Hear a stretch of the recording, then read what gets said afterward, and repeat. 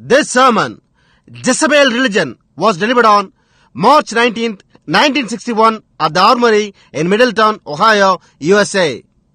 நம்முடைய கர்த்தராகிய இயேசு கிறிஸ்துவின் பரிசுத்த நாமத்திற்கு மகிமை உண்டாவதாக. நம்முடைய அருமை சகோதரனும் இக்கடைசி கால தீர்க்கதரிசியுமான வில்லியம் மரியன் பிரணாம் அவர்களால் 1961 வருடம் மார்ச் மாதம் 19ஆம் தேதி அமெரிக்கா, ஒஹாயோ, மிடில் டவுனில் உள்ள ஆயுதசாலை கட்டிடத்தில் ஜெசபேல் ரிலிஜன், யெசபேல் மார்க்கம் என்ற தலைப்பின் கீழ் கொடுக்கப்பட்ட செய்தியை இப்பொழுது நீங்கள் தமிழாக்கத்துடன் கேட்கப் போகின்றீர்கள். Them young girls so drunk they couldn't hardly stand up in the room all night. Them boys and all the dirty talk you ever heard in your life. I put pillars over my head like this, trying to go to sleep. அந்த வாலிப பெண்கள் மிக அதிகமாக குடித்துவிட்டு அவர்களால் நிற்க முடியாமற் போயிற்று. இரவு முழுவதும் அந்த பையன்களோடு அறையில் இருந்தனர். உங்களுடைய ஜீவியத்தில் நீங்கள் எப்போதும் கேட்டதிலேயே மிக மோசமான மட்டமான பேச்சு. நான் தலையணையை என்னுடைய தலையின் மேல் இப்படி வைத்து உறங்க முயன்றேன்.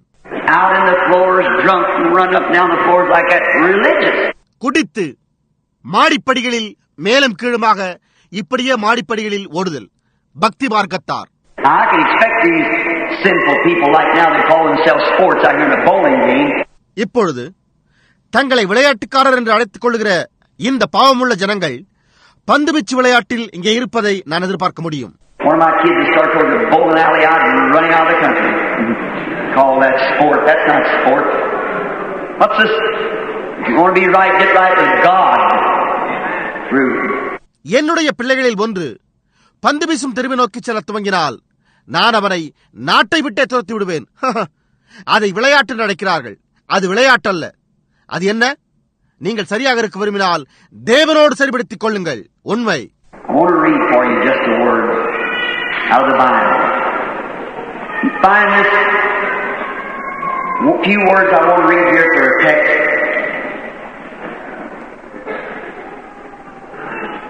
Found in 17th chapter, 1 Kings, 1st verse. நான் உங்களுக்காக வேதாகமத்திலிருந்து ஒரு வசனத்தை வாசிக்க விரும்புகிறேன். நீங்கள் அதை தேடியெடுங்கள். ஒரு பொருளுக்காக 1 ராஜாக்கள் 17ஆம் அதிகாரத்தில் 1வது வசனத்தில் ஆய்ந்தெடுத்ததை இங்கே ஒரு சில வார்த்தைகள் நான் வாசிக்க விரும்புகிறேன். As the Lord God of Israel liveth, before whom I stand, there shall not be dew nor rain in these years according to my word.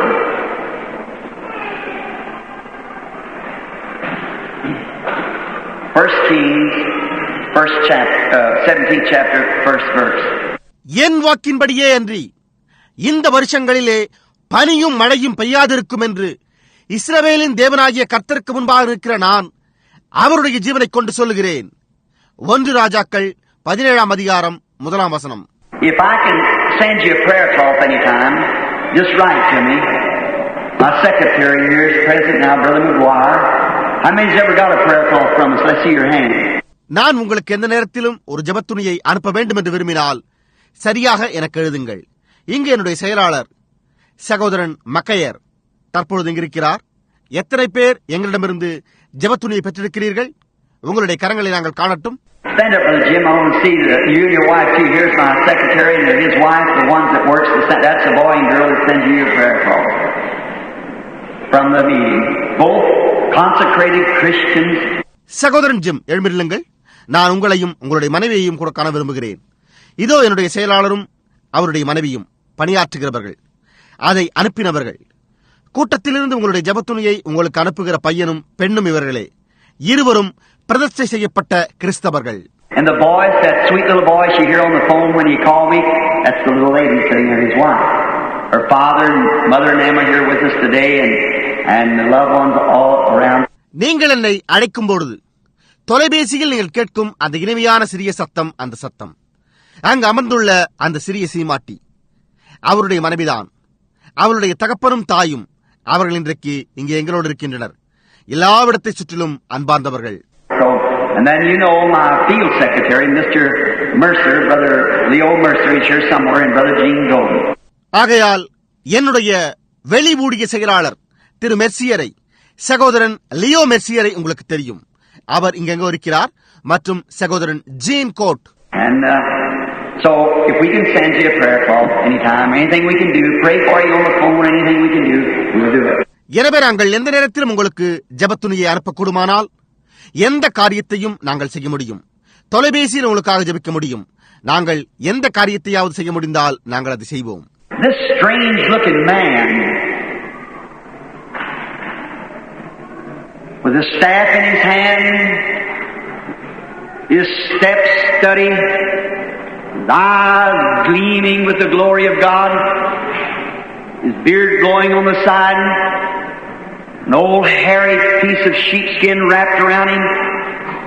He was making his steps just as sturdy as he walked down the road to Samaria. இந்த விசித்திரமான தோற்றம் கொண்ட மனிதன் தன்னுடைய கையில் ஒரு தடியோடு, தன்னுடைய காலடிகள் தளராமல் உறுதியாகவும், தன்னுடைய கண்கள் தேவனுடைய மகிமையினால் மின்னிட, அவனுடைய தாடி அவனுடைய பக்கவாட்டில் பறக்க, தன்னை வயதான ஆட்டுரோம தோல் துண்டில் சுற்றினவனாய், அவன் தன்னுடைய காலடிகளை அவ்வளவு தளராமல் உறுதியாக வைத்துக் கொண்டு அவன் சமாரியாவின் சாலையில் நடந்து சென்றான். He wasn't very much to look at, but he had thus saith the Lord for that great nation of Israel. அவன் காண்பதற்கு மிகவும் முக்கியத்துவம் வாய்ந்தவனாய் இல்லை என்றும், அவன் அந்த மகத்தான தேசமாகிய இஸ்ரவேலுக்காக கர்த்தர் உரைக்கிறதாவது என்பதை உடையவனாயிருந்தான். Yeah, Elijah the Tishbite, a prophet of the Lord. He wasn't much to look at, but he had the word of the Lord. ஆம், திஸ்பியனாகிய எலியா ஒரு கர்த்தருடைய தீர்க்கதரிசி. அவன் காண்பதற்கு முக்கியத்துவம் வாய்ந்தவனாய் இருக்கவில்லை என்றாலும் அவன் கர்த்தருடைய வார்த்தையுடையவனாய் இருந்தான். He wasn't afraid to stand before the king, for he had been in the presence of greater than the king. He had been in the presence of Jehovah. Therefore he knew where he was standing. அவன் ராஜாவுக்கு முன்பாக நிற்க பயப்படாதிருந்தான். ஏனென்றால் அவன் ராஜாவை காட்டிலும் மகத்தானவரின் சமூகத்தில் இருந்திருந்தான். அவன் யெகோவாவின் சமூகத்தில் இருந்திருந்தான். ஆகையால் அவன் எங்கே நின்று கொண்டிருந்தான் என்பதை அவன் அறிந்திருந்தான். And when he walked before the king, he didn't stutter and stammer. He knew what he was talking about. அவன் ராஜாவுக்கு முன்பாக நடந்து சென்ற போது அவன் தெற்றி பேசவோ அல்லது திக்கி பேசவோ இல்லை. அவன் என்னத்தை குறித்து பேசிக் கொண்டிருந்தான் என்பதை அவன் அறிந்திருந்தான். He could say to the king, "Thus saith the Lord God of Israel, there will be no rain or no dew until I call for it." அவன் ராஜாவிடம், இஸ்ரவேலின் தேவனாகிய கர்த்தர் உரைக்கிறதாவது, மழையும் பனியும் நான் அதை வரவழைக்கும் வரை பெய்யாதிருக்கும் என்று கூற முடிந்தது. Why did he say that till I call for it according to my word? Because he had the word of the Lord. He was a prophet. And the prophet has the word of the Lord. அவன் ஏன் நான் அதை வரவழைக்கும் வரைக்கும் என் வாக்கின்படியே என்று கூறினான். ஏனென்றால் அவன் கர்த்தருடைய வார்த்தையை உடையவனாயிருந்தான். அவன் ஒரு தீர்க்கதரிசியாயிருந்தான். தீர்க்கதரிசி கர்த்தருடைய வார்த்தையை பெற்றிருக்கிறான். It's a striking thing to see the parallel between Israel of the Old Testament and America now. அது பழைய ஏற்பாட்டின் இஸ்ரவேலுக்கும் தற்போதுள்ள அமெரிக்காவுக்கும் இடையே உள்ள இசைவிளக்கத்தை காணும்படியான ஒரு சிறப்பான காரியமாயிருக்கிறது. Both of them are great nations. Both of them had been founded and their people had come there because of religious persecutions.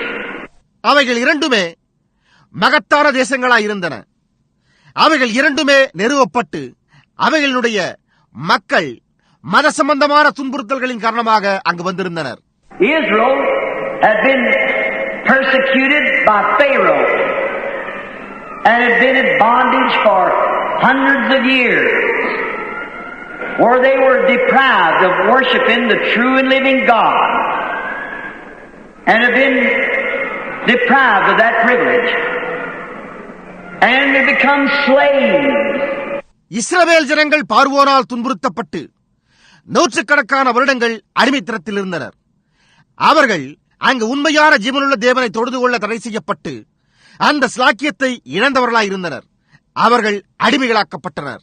But God had made them a promise in His Bible, or in His Word, and by His prophets, that He'd give them a land. ஆனால் தேவனோ அவர்களுக்கு தம்முடைய வேதாகமத்தில், அதாவது அவருடைய வார்த்தையில், தம்முடைய தீர்க்கதரிசிகளால் அவர் அவர்களுக்கு ஒரு தேசத்தை கொடுப்பதாக ஒரு வாக்குத்தத்தத்தை உண்டு பண்ணியிருந்தார். And they'd come into this land and drove back the occupants of that land and had possessed their inheritance. For God had a purpose of doing that. அவர்கள் இந்த தேசத்திற்கு வந்து அந்த தேசத்தின் குடிகளை துரத்திவிட்டு தங்களுடைய சுதந்திரத்தை சுதந்திரித்துக் கொண்டனர். ஏனென்றால் தேவன் அதை செய்ய ஒரு நோக்கம் இருந்தது. And so is this great nation of ours. We come here and on Plymouth Rock, this nation was founded on freedom of religion because our forefathers had fled Roman persecution of the modern Jezebel system and had come up and stood many great persecutions and martyrdom under that false system of Jezebel. ஆகையால் இது நம்முடைய மகத்தான தேசமாயிருக்கிறது. நம்முடைய முற்பிதாக்கள் நவீன எசபேல் முறைமையான ரோம துன்புறுத்தலுக்கு தப்பியோடி அந்த பொய்யான எசபேல் முறைமையின் கீழ் சித்திரவதையை ஏற்று அங்கு அநேக பெரிய துன்புறுத்தல்களில் நின்றிருந்தவர்களாய் இருந்து வந்த காரணத்தால் இந்த தேசம் பிளைமவுத் கற்பாறையின் மேல் மார்க்க சுதந்திரத்தின் பேரில் ஸ்தாபிக்கப்பட்டு நாம் இங்கு வந்தோம். And according to the Bible of Revelation, the 13th chapter, God had promised them an oath and a place for the woman was carried into the wilderness where she was fed for a time and a dividing of time. வேதாகமத்தில் வெளிப்படுத்தின விசேஷம் 13ஆம் அதிகாரத்தின்படி தேவன் அவர்களுக்கு ஒரு பாலைவனச் சோலையை, ஒரு இடத்தை வாக்களித்திருந்தார். ஏனென்றால் அந்த ஸ்திரீ வனாந்தரத்திற்கு கொண்டு செல்லப்பட்டு அங்கு அவள் ஒரு காலமும் காலங்களும் அரைக்காலமுமாக போஷிக்கப்பட்டாள். God had made the promise to America or to the church, to the woman to come into this country. தேவன் அமெரிக்காவுக்கு அல்லது சபைக்கு, அந்த ஸ்திரீக்கு இந்த தேசத்திற்குள் வருவதற்காக அந்த வாக்குத்தத்தத்தை செய்திருந்தார். Did you notice Revelation 13? All the other beasts that come up out of the sea, waters. Revelation 17:17 said the waters which thou sawest is thickness and multitudes of people. வெளிப்படுத்தின விசேஷம் 13 நீங்கள் கவனித்தீர்களா? மற்ற எல்லா மிருகங்களுமே சமுத்திரத்தை விட்டு, தண்ணீர்களை விட்டு எழும்பி வந்தன. வெளிப்படுத்தின விசேஷம் 17:17 அந்த தண்ணீர்களை கண்டாயே அவைகள் ஜனங்களும் கூட்டங்களும் என்று உரைத்துள்ளது. All the other beasts that come up out of water, thickness and multitudes of people, but when the United States come up, it come up out of the earth where there was no people. மற்றெல்லா மிருகங்களும் அவைகள் தண்ணீரை விட்டு எழும்பி வருகின்றன, அது ஜனங்களும் கூட்டங்களுமாம். ஆனால் ஐக்கிய நாடுகள் எழும்பி வருகிற போது அது பூமியிலிருந்து, ஜனங்களே இல்லாத இடத்திலிருந்து எழும்பி வருகிறது.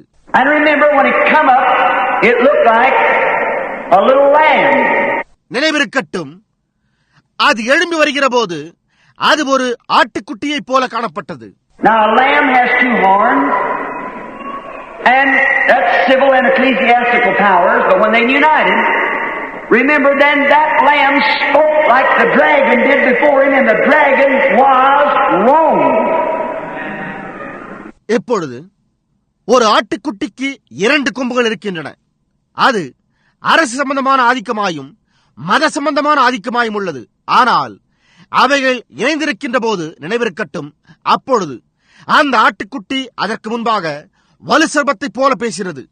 அந்த வலு சர்ப்பம் ரோமாபுரியாயிருந்தது.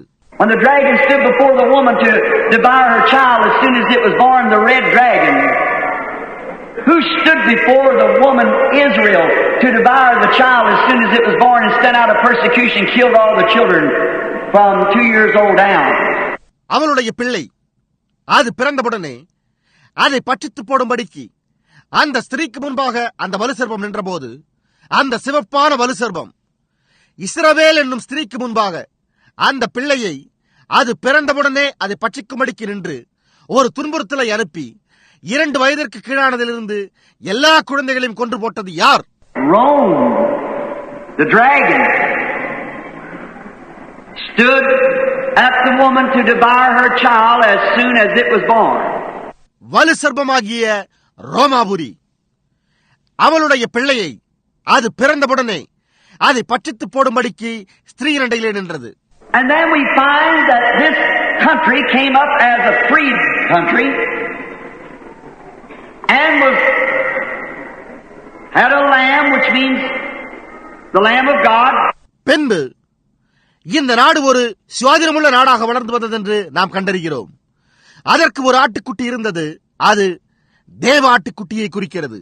But after a while, this same system that we have spoke like the dragon and exercised all the power the dragon had before him. ஆனால் கொஞ்சம் கழித்து நாம் பெற்றிருக்கிற இந்த இதே முறைமை வலு சர்ப்பத்தை போல பேசி அதற்கு முன்பிருந்த வலு சர்ப்பத்தின் அதிகாரம் முழுவதையும் நடைப்பித்தது. They parallel one to the other perfectly. அவைகள் ஒன்று மற்றொன்றிற்கு இணையாகவும் பரிபூர்ணமாகவும் இருக்கின்றன. And remember, when these Israel came up and took her homeland in Palestine, drove back all the occupants of that land and possessed the land. ஞாபகம் இருக்கட்டும், இஸ்ரவேல் வந்து அவளுடைய தாய்நாட்டையும் பாலஸ்தீனாவையும் கைப்பற்றின போது அந்த தேசத்து குடிகள் அனைவரையும் துரத்திவிட்டு அந்த தேசத்தை சுதந்தரித்துக் கொண்டது. We came in and took it from the Indians, drove them back and possessed the land. நாம் உள்ளே வந்து இந்தியர்களிடமிருந்து இதை கைப்பற்றி அவர்களை துரத்திவிட்டு தேசத்தை சுதந்தரித்துக் கொண்டோம். God had a reason for that. God was going to show the world what He could do with a little band of people that wanted freedom and freedom of religion to serve God. அதற்கான ஒரு காரணத்தை தேவன் உடையவராயிருந்தார். சுதந்திரத்தையும் மத சம்பந்தமான சுதந்திரத்தையும் தேவன் சேவிக்கும்படி விரும்பின ஒரு சிறிய கூட்ட குழுவோடு அவர் என்ன செய்ய முடிந்தது என்பதை தேவன் உலகிற்கு காட்டப்போவதாக இருந்தார். What did they do for Israel? He made Israel the most mightiest nation in the world. And she stayed that way until she got out of the will of God. அவர்கள் இஸ்ரவேலுக்காக என்ன செய்தனர்? அவர் இஸ்ரவேலை உலகிலேயே மிகவும் வல்லமையான தேசமாக ஆக்கினார். அவள் தேவனுடைய சித்தத்தை விட்டு விலகி செல்லும் வரைக்கும் அவள் அந்த விதமாகவே தரித்திருந்தாள். What did He do with America? He made her the mightiest nation in the world until she's getting out of the will of God. Parallel one to another exactly. அவர் அமெரிக்காவுக்கு என்ன செய்தார்? அவள் தேவனுடைய சித்தத்தை விட்டு விலகி செல்லும் வரைக்கும் அவர் அவளை உலகிலேயே மிகவும் வல்லமையான தேசமாக ஆக்கியிருந்தார். ஒன்று மற்றொன்றிற்கு சரியாக இணையாகியுள்ளது. When Israel came over in the land, they were a great people because they had great leadership. They had God-fearing man over them, such as David, King Solomon. இஸ்ரவேல் அந்த தேசத்திற்கு வந்தபோது அவர்கள் ஒரு மகத்தான ஜனங்களாயிருந்தனர். ஏனென்றால் அவர்கள் மகத்தான தலைமையை உடையவர்களாயிருந்தனர். தாவீது, சாலமோன் ராஜா போன்ற அப்படிப்பட்டவர்கள் தேவ பயமுள்ள மனிதர்கள் அவர்களை ஆளுகை செய்யும்படி அவர்கள் பெற்றிருந்தனர். All the world feared them, and they enjoyed that privilege of no wars, no troubles, and living under the power of God until people from all over the known world come to see them. முழு உலகமுமே அவர்களுக்கு பயந்திருந்தது. அவர்கள் யுத்தங்கள் இல்லாததை குறித்தும் தொல்லைகளே இல்லாததை குறித்த அந்த ஸ்லாக்கியத்தை உணர்ந்து மகிழ்ந்து தேவனுடைய வல்லமையின் கீழ் வாழ்ந்து வந்த வரையிலும் உலகத்தில் நன்கு அறியப்பட்ட எல்லாவிடத்திலும் இருந்து ஜனங்கள் அவர்களை காணும்படி வந்தனர். God gave them a gift of discernment. Is upon Solomon, and the Queen of the South from Queen of Sheba came all the way across the Sahara Desert, taking her 3 months just to hear the wisdom of Solomon. தேவன் அவர்களுக்கு ஒரு பகுத்தறிதலின் வரத்தை கொடுத்திருந்தார். அது சாலமோனின் மேல் இருந்தது. தென் தேசத்து ராஜஸ்திரி, சேபாவின் ராஜஸ்திரி சகாரா பாலைவனத்தை முழுவதுமாக கடந்து சாலமோனின் ஞானத்தை கேட்க வந்தால் அவளுக்கு 3 பாதங்கள் பிடித்தது. And when she saw that Solomon could discern spirit and made known to her the secrets in her heart, she said, all I heard about you was right and more besides. She was convinced that that was God. Solomon ஆவிகளை பகுத்தறிய முடிந்ததையும் அவளுடைய இருதயத்தில் உள்ள ரகசியங்களை அவளுக்கு வெளிப்படுத்தினதையும் அவள் கண்டபோது அவள், உம்மை குறித்து நான் கேள்விப்பட்டதெல்லாம் உண்மையே, அதை காட்டிலும் அதிகமாகவே உள்ளது என்றாள். அது தேவனாயிருந்ததென்று அவள் உறுதி கொண்டாள். An American, upon the basis of our forefathers who came here for religious freedom, we had godly men in them days as leaders. America மத சம்பந்தமான சுதந்திரத்திற்காக இங்கு வந்த நம்முடைய முற்பிதாக்களின் அடிப்படையின் மேல் உருவானது. நாம நாட்களில் தேவ பக்தியுள்ள மனிதர்களை தலைவர்களாக பெற்றிருந்தோம். George Washington, Abraham Lincoln, man of renowned character, man of God. America was America in those days. George Washington, Abraham Lincoln, பிரசித்தி பெற்ற பண்புடைய மனிதர், தேவ மனிதர். அந்நாட்களில் அமெரிக்கா அமெரிக்காவாகவே இருந்தது.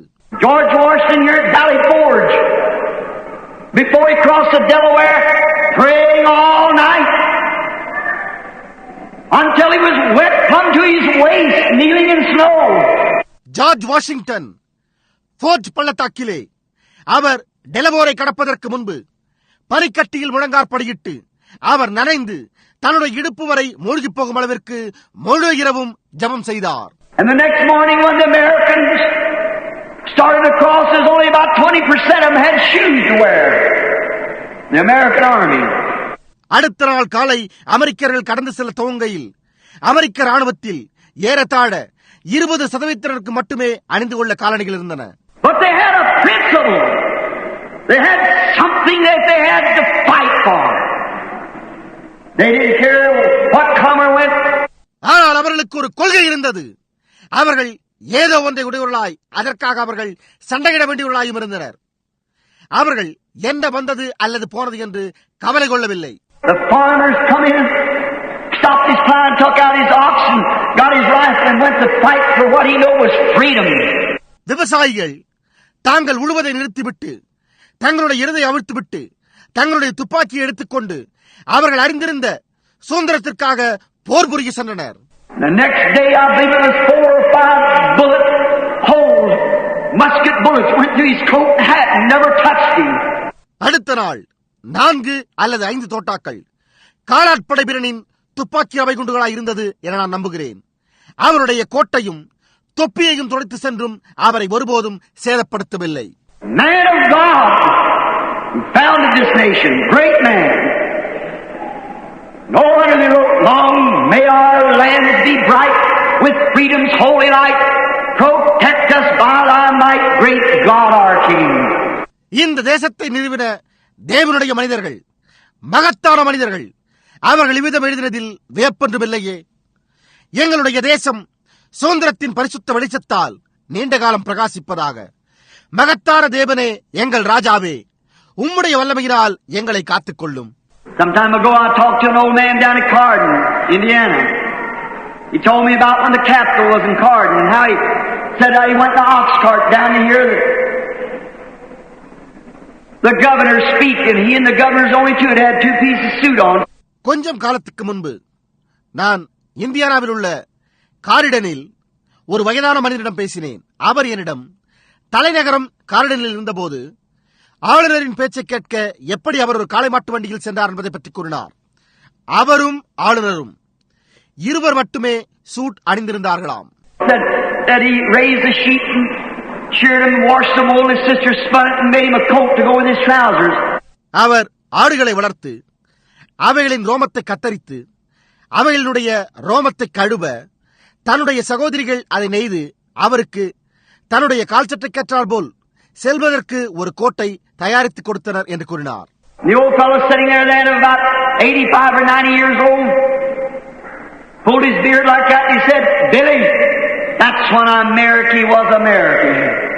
அந்த வயோதிபர் அவர் அங்கே உட்கார்ந்து கொண்டு அப்போது ஏறக்குறைய 85 அல்லது 90 வயதுடையவராய் தன்னுடைய தாடியை இப்படி வருடிவிட்டு அவர், பில்லி, அப்பொழுதுதான் அமெரிக்கா அமெரிக்காவாக இருந்தது என்றார். I looked at the old fellow and I thought, boy, A lot of these young ones wouldn't believe it, but you're telling the truth. நான் அந்த வயோதிபரவரை நோக்கி பார்த்தேன். பையன்கள், இந்த வாலிபர்களில் அநேகர் அதை நம்ப மாட்டார்கள். ஆனால் நீர் கூறிக்கொண்டிருப்பது உண்மையே என்று நான் எண்ணினேன். What happened to Israel after all this godly background? They began to get carefree. They began to get to a place where they didn't care what went on. இந்த முழு தேவபக்தியின் பின்னணிக்கு பிறகு இஸ்ரவேலுக்கு என்ன நேர்ந்தது? அவர்கள் கவலையற்றவர்களாய் இருக்க துவங்கிவிட்டனர். அவர்கள் என்ன சம்பவித்தது என்று கவலைப்படாத ஒரு நிலையில் இருக்க துவங்கிவிட்டனர். They began to get slack in their worship to God, although they held a form of religion, just like we have. நாம் பெற்றுள்ளதை போன்ற ஒரு மார்க்க அமைப்பை அவர்கள் பெற்றிருந்தாலும் அவர்கள் தாங்கள் தேவனை ஆராதிப்பதில் அசதி கொள்ள துவங்கிவிட்டனர்.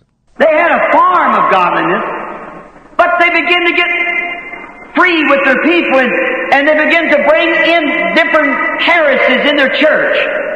அவர்கள் தேவபக்தியின் வேஷத்தை தரித்திருந்தனர். ஆனால் அவர்கள் தங்களுடைய ஜனங்களோடு தாராளமாக தொடர்பு கொள்ள துவங்கி அவர்கள் தங்களுடைய சபையில் வித்தியாசமான மார்க்கபேதங்களை கொண்டு வர துவங்கிவிட்டனர். The worship of Balaam began to creep in, and Israel become pleasure mad, drunk, and such things as that, and finally brought in a leader who didn't know God, Ahab, who succeeded his father. பாகாலின் வழிபாடு மெல்ல மெல்ல உள்ளே ஊர்ந்து செல்ல ஆரம்பித்து விட்டது. இஸ்ரவேலர் சுகபோகத்தில் பைத்தியமுள்ளவர்களாகி குடித்து வெறித்து அப்படிப்பட்டதான அத்தகைய காரியங்களுக்குள்ளாகி முடிவிலே தேவனை அறியாத ஒரு தலைவனை உள்ளே கொண்டு வந்தனர். ஆகாப் தன்னுடைய தகப்பனுக்கு பின்னால் பட்டத்திற்கு வந்தவன். And his father was an ungodly man, rich man, but an ungodly man. And he done all the sins more than anyone before him ever done. அவனுடைய தகப்பன் ஒரு தேவனற்ற மனிதனாய் ஐஸ்வர்யமான மனிதனாய் இருந்தான். ஆனால் தேவனற்ற மனிதன். அவனுக்கு முன்பிருந்த எவரும் செய்திருந்த பாவத்தை காட்டிலும் அவன் அதிகமாகவே எல்லாவற்றையுமே செய்தான். But Israel, in their drunken stupor, they put a man in like that and put him on the throne to be a ruler over them. ஆனால் இஸ்ரவேலரோ தங்களுடைய குடித்து வெறித்த மதிமயக்க நிலையில் அவர்கள் அப்படிப்பட்ட ஒரு மனிதனை அமர்த்தி தங்கள் மேல் ஆளுகை செய்பவனாக இருக்கும்படி அவனை சிங்காசனத்தில் அமர்த்தினர். They thought it was all right, just like a lot of Americans do today. He's a good politician, so what difference does it make? It won't make any difference because he's a good politician. அது சரி என்று அவர்கள் எண்ணினர். இன்றைக்கு அநேக அமெரிக்கர்கள் அது செய்கிறது போலவே அவர் ஒரு நல்ல அரசியல்வாதி, ஆகையால் அது என்ன வித்தியாசத்தை உண்டு பண்ணுகிறது? அது எந்த வித்தியாசத்தையும் உண்டு பண்ணாது, ஏனென்றால் அவர் ஒரு நல்ல அரசியல்வாதி. A lot of Americans, too many of them, have sold out their birthright as an American and say, what difference does it make as long as you can get a few extra dollars from the government and live? அநேக அமெரிக்கர்கள், அவர்களில் அநேகர் ஒரு அமெரிக்கர் என்னும் தங்களுடைய பிறப்புரிமையை விற்று போட்டு நீங்கள் அரசாங்கத்திலிருந்து வாழ்வதற்காக ஒரு சில டாலர்களை கூடுதலாக பெறும் வரைக்கும் அது என்ன வித்தியாசத்தை உண்டு பண்ணுகிறது என்கிறார்கள். They sold out to the belly and to the lust and crave of a sinful world and forgot the very thing that we landed on Plymouth Rock for. அவர்கள் வயிற்றிற்கு, இச்சைகளுக்கு, பாவமுள்ள உலகத்தின் இயக்கத்திற்கு விற்று போட்டு நாம் பிளிமத் கற்பாறையின் மேல் இறங்கினதற்கான அந்த நோக்கத்தையே மறந்து விட்டனர். They forgot our heritage and went and sold out to the pleasure mad crowd.